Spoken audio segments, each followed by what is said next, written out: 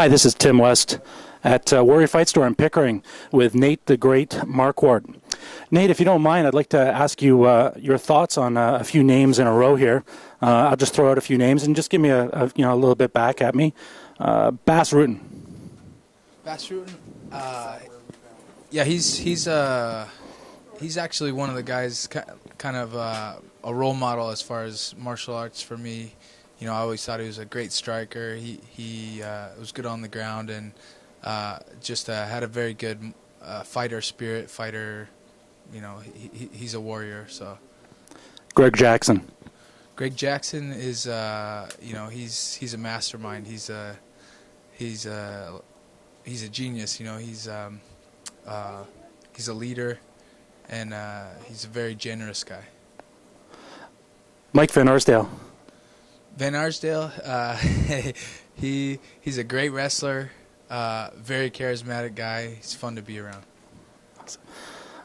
Blast from the past, Renzo Gracie. Renzo Gracie, man, he's another guy. He's a great guy, super fun to be around, a great personality, also very generous and a caring guy. What about BJ Penn? BJ Penn, I don't know who that is. He's on Twitter. He's on, yeah. I don't know. And last one of the names, Dana White. Dana White, he's a businessman. Yeah. Cool. Good. Coming up through the ranks, which events were the most important to you in your development? I'm referring here to Valley Two-Day Federation Championships, your Ring of Fire, or Pancreas. And what was the question? Which one are? Yeah, which one would you say was most important to your development as a fighter? Development, yeah, definitely it was in Pancrase, because you know all the other ones kind of leading up to Pancrase were more. You know, I didn't fight with him as long, and you know I was still learning technique in the gym. I hadn't developed as a fighter, and same thing when I fought over in Japan. But I got a lot of experience in the ring in Japan. And I learned a lot of lessons of just MMA lessons that are different from maybe traditional martial arts. You've had losses. You've had losses to Okami and Chael Sonnen, Anderson Silva. Mm-hmm. But which fighter did you learn the most from after the loss? Definitely after I fought Anderson. You know, I learned a lot of stuff from stuff I did wrong. A couple things off of what he did right, and you know, I think it just kind of opened my eyes to my style of fighting. I'm a much better fighter when I don't hold back, and you know, when I go for it, when I go to do damage, when I'm more aggressive, and you can see the change happened after Anderson, and so yeah. Interesting. You're currently ranked as high as third in the middleweight rankings by MMA Weekly, and fourth by Sheerdog, directly behind Okami, Sonnen, and Silva. What are your thoughts, though, on the rankings for MMA? Well, I mean, it's all subjective. No matter where you go, I mean, there's no way to really make a ranking system that's totally objective, but I think for the most part they're pretty good. You know, especially when you have stuff like Sheerdog, MMA Weekly, or you know other ones like that. I think they're pretty accurate because they're not you know super biased. But you know you can definitely see biases getting in there of certain organizations or even certain fighters. But I think they're pretty good. They're pretty accurate for the most part. The thing that they don't take into account a lot of times is guys, you know, from other organizations that maybe aren't as well known, but they're super talented. I think you know, guys definitely are concentrating on the bigger shows. Are there any names that come to mind in your weight? Well, I mean, there's a ton of names, like just guys that I train with that I know. You know, they're some of the best guys, and you know, just for whatever reason, they're just starting off in the UFC or whatever. They don't have a big name, and you know, guys like Rory McDonald. Sure, Canadian. who I knew like a while ago. I'm sure he's ranked top 10 now. I would guess. Actually, I don't know. I'm if he's sorry. Not, he should be. He should be. Like, and if Well, his dismantling. And if he is, I think he should have been of before, Nate Diaz but, and people. they have to go off of who he's fought and stuff Sure. like that. So yeah, but I think there's a lot of tough guys out there that people don't know about. Sure. You've recently signed with BAMMA. What are your thoughts on the UK scene? You've been there. Yeah, I mean, I was super impressed when I went over to England this last time and watched the BAMMA 7. The quality of the production, the organization of behind the scenes stuff. They're very organized. They were very professional, and the production value was excellent. Being there live and watching on TV, the production was great. So, did you were you there last time to watch Paul Daly fight? Yeah. Interesting. Yeah. And assuming that Paul Daly is somebody that you end up fighting in the future, what are your thoughts on Paul Daly? I mean, the last fight I saw him fight was Radev, and it was.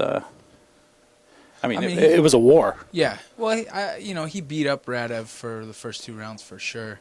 And then he seemed to gas. And I think a little bit. Part of it he got a little tired because I think a lot of guys he would have finished him at that point. But Radev was very tough. He could eat the punches pretty well. And, he kept coming. He's got that wrestler mentality. He kept coming forward. And then also the takedown that Radev landed at the end, I think, changed the momentum of the fight a little bit. But, I know Paul Daly's a very good fighter. And he's somebody I want to fight, Has it been for inked? more than one reason. Has it been inked? Is it in ink yet? You and Paul Daly fighting? Say again? Has it been inked? Have you signed up for a fight with Paul Daly yet, or is that something you can say? Well, that's the fight that I want. That's a fight that BAMMA wants, that the fans want. Yeah. And I even think Daly wants to fight. The biggest question is, can he make weight? Because we want to fight for the title, and BAMMA wants it to be a title fight. And if he can't make weight, then it's trouble. It's not a title fight. So even if we end up fighting, but if he doesn't make weight, it's not a title fight. So it's an issue that they're trying to work out with Paul Daly, and hopefully things get put in place that can make this happen. Is fighting in Pancras, I realize now you've signed up with BAMMA, but is fighting in Pancras perhaps something you want to do in the future again? Not really. I mean, Pancras was a great company for me coming up, but it's a little bit, it's definitely a smaller company. I don't think they have the ability to get the world-class fighters, anybody with a name. I don't think they have the money. That was one of the reasons we went with BAMMA, is because they have the ability to get top 10 fighters for me to fight. They can pay, and they can pay me and pay the other, my opponent. So I think, that's probably one of the main reasons I went. It's a big organization, of course. Yeah. That makes a lot of sense. You're still 32. You're 32 now, right? Mm-hmm. But how much longer would you like to fight? Have you thought about that? Is that something that's come up? Yeah, because I'd like to fight at least 4 or 5 more years. Yeah. If not 8 more years, we'll see. You never know how your body's going to feel, what's going to happen in my career. I might, you never know. I could go break something in my next fight, and that's my last fight. You never know how long you can fight for, and certain situations in your life outside of fighting can pull you away from it. But I love fighting, and I feel like physically I could probably do it for at least 6 more years, if not 8. And now you're doing teaching and training at High Altitude Martial Arts Academy. That's right? Yeah, that's correct. I mean, I don't teach there a ton. Obviously, I'm focused on my career, but I can once in a while get in there and teach a seminar to all the students there. Any plans on any more acting gigs? Hollywood calling your name yet? I know you had a small part in Warrior. Yeah. Was that fun? It was actually a lot of fun. The funny thing is, I mean, it was definitely a small part in the movie. It's probably a 45-second fight scene, and you see my face pop up a couple times in the movie. But I was out there filming for. I stayed in Pittsburgh for 5 weeks, and I probably went to the set a total of, I don't know, 8 times, and I probably actually was on set maybe 4 times. So where I was actually in front of the camera, only 4 separate days, you know, but it was a great experience, man. All the guys that were running the movie, you know, the director, producer, all his crew, and all the other actors, Brian Callen, the commentator, Sam Sheridan. It was a great experience. It was a lot of fun, and it's something that I would definitely love to do in the future, or even, you know, during my fight career, as long as it's not interfering with my fight career.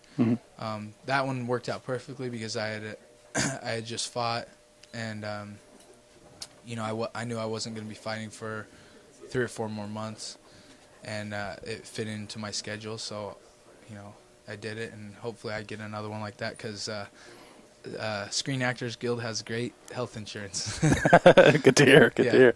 How can people get a hold of you? Do you prefer website, Twitter, Facebook? Yeah, I mean, what would you like to shout out? If they go to natemarquardt.com, I pretty much have any way to get a hold of me, whether it's Twitter, Facebook. My manager is on there under I think contact. So natemarquardt.com. Well, thank you very much, Nate, for taking the time today. This is Nate, the great Marquardt at Warrior Fight Store in Pickering. Thank you again. Thanks a lot, man.